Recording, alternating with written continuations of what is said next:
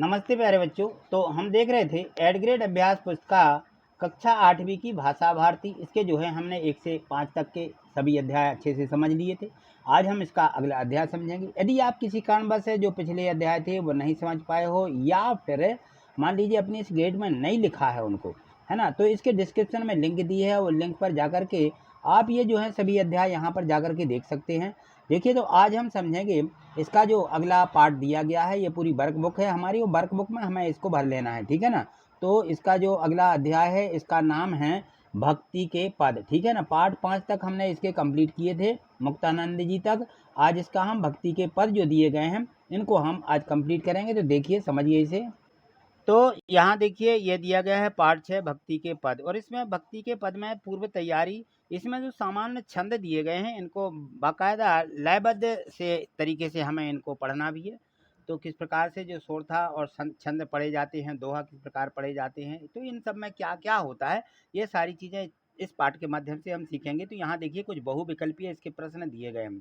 तो इस बहुविकल्पीय प्रश्नों में यही पूछा जा रहा है कि इनके बहुविकल्पों में देखिए कि मात्रक छंद दोहा में पहले, तीसरे, दूसरे और चौथे चरण यानी विषम समाज चरणों में कितनी कितनी मात्राएं होती हैं, पहले तीसरे में और दूसरे चौथे में, ठीक है ना। इनमें कितनी कितनी मात्राएं होती हैं, तो इनमें ए ऑप्शन में दिया गया है 13 और 11 मात्राएं होती हैं। इस प्रकार से यदि पहले और तीसरे को, दूसरे और चौथे को मिलाएं तो दोनों को मिला करके। प्रश्न दूसरा दिया कि चरणवार मात्रा की दृष्टि से दोहा का विपरीत छंद कौन सा होता है। तो इसको यदि हम चरणबद्ध तरीके से देखें तो जो हमारा सोठा रहता है, यदि सोठे को हम उल्टा पढ़ देते हैं तो वो दोहा बन जाता है, ठीक है ना।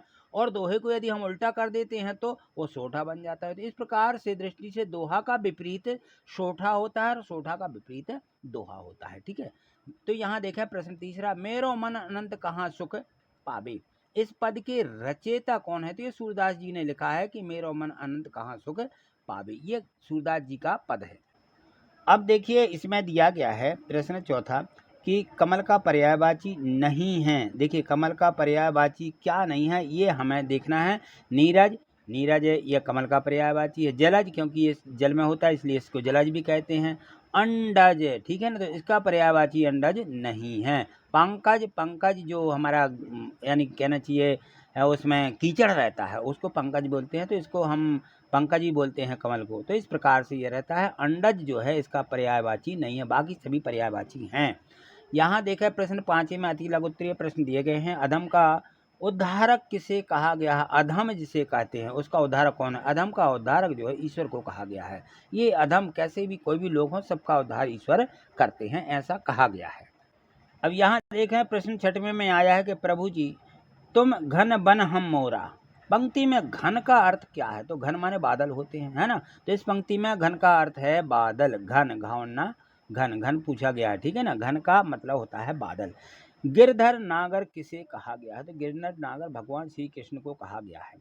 अम्बुज किसका पर्यायवाची है। कमल का। अम्बुज यानी कमल होता है, ठीक है। तो ये इसका पर्यायवाची है। प्रश्न 9वां देखिए, प्रश्न 9वां में दिया गया कि रैदास जी की भक्ति किस भाव से की है, उदाहरण देकर के समझाएं। तो रैदास कवि ने जो भक्ति की है वह दास के भाव की है, क्योंकि यह प्रभु को अपना दोस्त मानते हैं।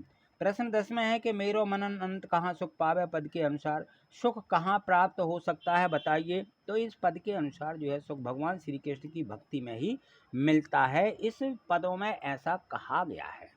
तो यहाँ देखिए, तुलसीदास जी ने जो अपने यहाँ पे पद लिखे हैं वो किस किस के उद्धार के उल्लेख किया है इन पदों में। तो तुलसीदास जी ने अपने पदों में मारीच का, जटायु का, डाकू, अहिल्या और भारत मुनि जो थे, इन सब के उद्धार का इन सभी पदों में उल्लेख किया गया है। यहाँ देखें प्रश्न 12 दिया है कि खर्चे नहीं कोई चोर न लावे, दिन दिन बढ़त सवायो। पद के संदर्भ में इस पंक्ति का अर्थ बताइए। तो इस पंक्ति का ना आशा यह है कि राम राम एक ऐसा धर्म है जो खर्च करने पर भी खर्च नहीं होता है, तथा यह जो है इसे कोई चोर ही नहीं ले सकता, यानी चोरी ही नहीं कर सकता है, और यह धर्म दिन पर दिन बढ़ता ही जाता है, ठीक है ना। तो इस पंक्ति का आशय है, ठीक है। इस ना यहाँ से काट दीजिए और ना यहाँ गलत लिख गया है, ठीक है ना। इस प्रकार से हमें इसको लिख देना इसका अर्थ।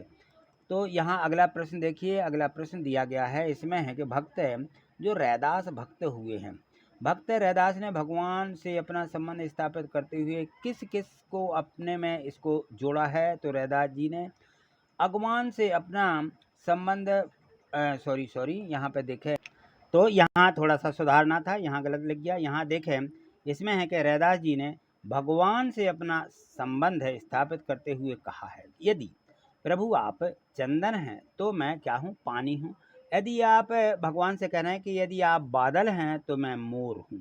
और आगे कह रहे हैं वह कि कहते हैं कि यदि भगवान बादल हैं तो मैं मोर हूँ।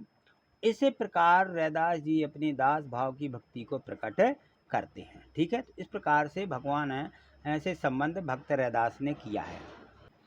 प्रश्न है 14, देखिए इसमें है कि मेरो मन अनंत कहाँ सुख पावे। इस पद की व्याख्या 8-10 पंक्तियों में लिखिए। तो इस प्रकार से लिख दीजिए कि इस पद्यांश के माध्यम से सूरदास जी कहते हैं कि मेरा मन प्रभु के अलावा और कहाँ कहाँ सुख प्राप्त कर सकता है, और कमल के समान नेत्र वाले जो भगवान श्री कृष्ण हैं उनसे कोई अन्य भगवान से हमारा संबंध नहीं है। ऐसे देवता जो दुनिया में कोई नहीं है वह मूर्ख है, या उसी मूर्ख उसी के समान है जो प्यास लगने पर मीठे सागर को छोड़ करके फ्री की तलाश करता रहता है। ठीक है ना, तो इस प्रकार से ये जो मेरो मन अनंत कहाँ सुख पावे की व्याख्या यहाँ पे की गई है। तो इसमें जो प्रश्न है 1 से 14 तक दिए गए थे वो सभी हमने इनको समझ लिया, और समझ करके अब इनको जो है अपनी बुक में इसमें जो एड ग्रेड है इसमें इसको लिख लीजिए। आज इतना ही, मिलते हैं अगली वीडियो के माध्यम से। थैंक यू, धन्यवाद।